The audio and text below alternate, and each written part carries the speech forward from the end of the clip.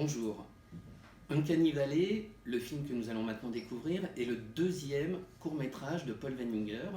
Alors Paul Weininger, avant d'être reconnu comme réalisateur, est surtout connu comme danseur, chorégraphe, scénographe, musicien également. Et le mouvement qu'il décompose et recompose est en fait le cœur de son travail. Alors, mais d'abord, Uncanny Valley, ce titre, qu'est-ce que ça signifie?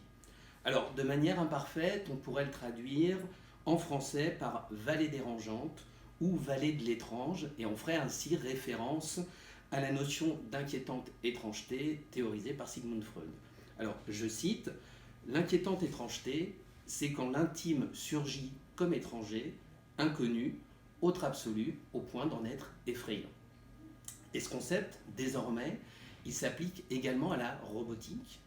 Et je cite toujours avec cette idée selon laquelle plus un robot androïde ressemble à un être humain, plus ses imperfections nous semblent monstrueuses, donc dérangeantes.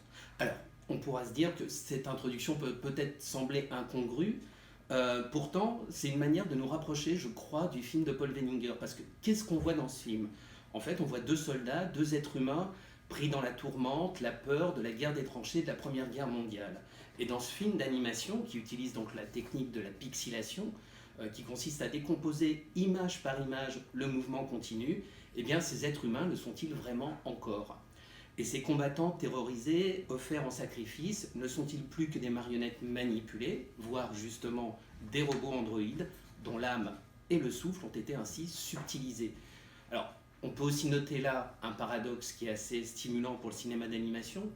Animation, point de départ, ça vient du latin, hein, le mot anima qui signifie souffle, âme, et donc par essence, le cinéma d'animation est le cinéma qui vient donner la vie à l'inanimé.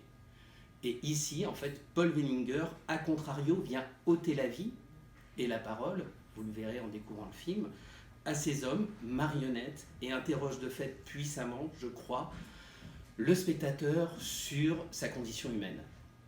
Bon film.